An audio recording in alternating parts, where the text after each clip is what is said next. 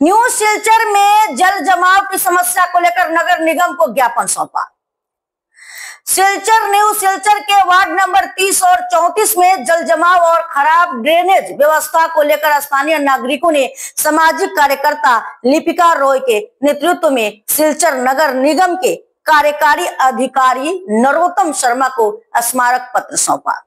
पत्र में विभिन्न सड़कों और कॉलोनियों में जमे पानी, बंद पड़ी नालियों और ड्रेनेज की कमी को दूर करने की मांग की गई। शर्मा ने आश्वासन दिया कि वह स्थल का निरीक्षण कर आवश्यक कार्रवाई करेंगे। आज আমরা পৌর নিগমের অন্তর্ভুক্ত নবগঠিত 30 নম্বর ওয়ার্ডে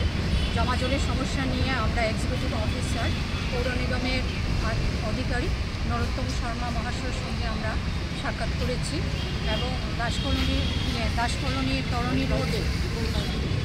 জয় Durga colony, Krishnanagar Krishnacharan road, ABD lane, Sundari Mohan road, Phulagiri Ashram road,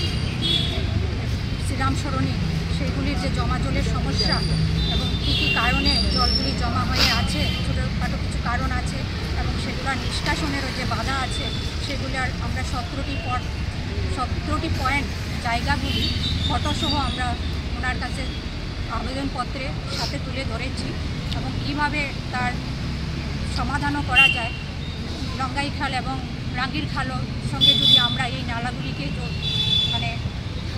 জড়িয়ে দিতে পারি, যে জল নিষ্কাশনের রাস্তা করে দিতে পারি, তো হয়তো আমরা এইখান থেকে জমা জল থেকে নিষ্কাশনের হাত থেকে রেহাই পাবো। আমরা আশাবাদী যে আমরা ওনার কাছে আবেদন রেখেছি যেন উনি অতি সত্বর এই কাজটি আমাদের করে দেন এবং উনি কথাও দিয়েছেন 2 দিনের ভিতরে উনি সরজমিনে গিয়ে দেখবেন এবং জমা জলে নিষ্কাশনের ব্যবস্থা করে দেবেন। আমরা আশাবাদী যে যদি এই কাজটি হয়ে যায় তাহলে আমরা 80%